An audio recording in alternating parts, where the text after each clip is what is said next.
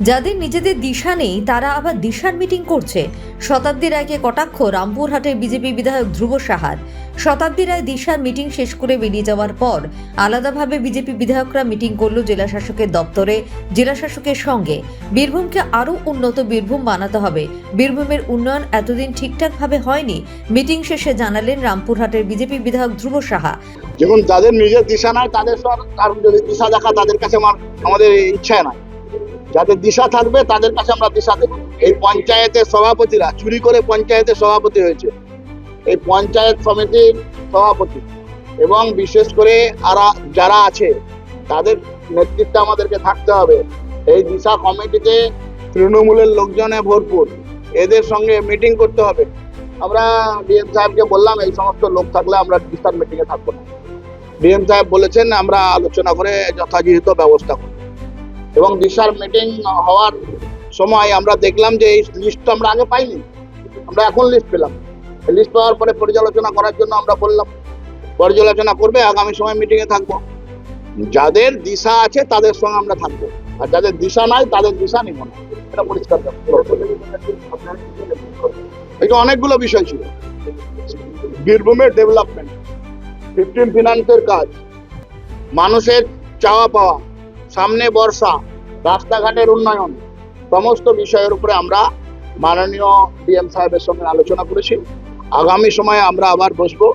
এই বীরভূমকে আমাদের সাজাতে হবে, বাবুজোর থেকে বহুতাল আর রাজনগর থেকে একদম বীরভূমের শেষ প্রান্ত লাভপুরের নামক বিধানসভার শেষ প্রান্ত, সেখান পর্যন্ত সব জায়গায় যাতে মানুষ ন্যায় পায়, পরিষেবা পায়, সেই জন্য আমরা আলোচনা করি।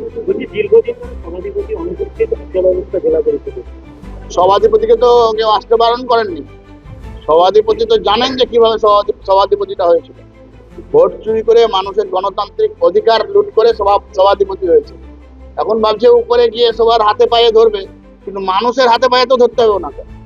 মানুষ তো ঠিক করবে যে বীরভূম জেলার সভাধিপতি কে হবে।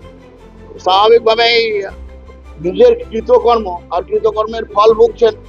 ওখানে তো বিধানসভায় হয়েছে, মানুষ তো নিখোঁজ পোস্টার লাগাবে দুদিন পরে, খুঁজে পায় না বিধানসভাতে। এখানে জেলা পরিষদে আসতে পারে না, তার দায়িত্ব কি আমরা নেবো নাকি? এটা আমাদের পক্ষে নেওয়া সম্ভব নয়।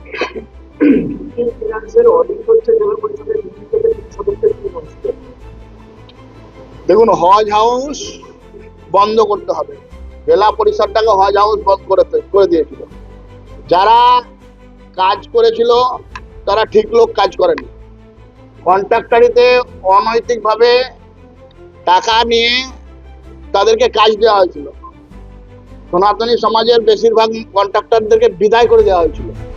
সুতরাং এই অডিট হবে, অডিটে ধরা পড়লে শ্রীঘর যেতেই হবে, সে যেখানেই যাক, কোনো অসুবিধা নেই। আজ বীরভূমের সিউড়িতে প্রশাসনিক ভবনে আলাদাভাবে করা বিজেপি বিধায়কদের মিটিংয়ে উপস্থিত ছিলেন রামপুরহাট, সাঁইথিয়া, লাভপুর বিধানসভার বিধায়ক ও বীরভূম সাংগঠনিক জেলার বিজেপি সভাপতি উদয় শঙ্কর ব্যানার্জি। টেন্ডার হয়েছিল সোলার প্যানেলে, জেলা পরিষদের আন্ডারে একটা সোলারের প্যানেল, ওখানে টেন্ডার হয়েছিল সোলারের জন্য। তো সেখানে কারা কাজ পেয়েছে আপনারা খবরটা নিন। যাদের কোনো ক্রেডেন্সিয়াল ছিল না সেই সমস্ত লোক ওখানে কাজ পেয়েছে। অত টাকার কাজ কিভাবে পেলো, কিভাবে ওয়ার্ক অর্ডার পেলো, সেগুলো আমরা দেখছি এবং আগামী দিনে তাদের বিরুদ্ধে কঠোর ব্যবস্থা নেওয়ার জন্য আবেদন জানাচ্ছি। জেলা পরিষদ আন্ডারে হয়েছে, খবর পেয়ে যাবেন। আগামী দিনে সব খুল্লাম খুল্লা হয়ে যাবে। চল।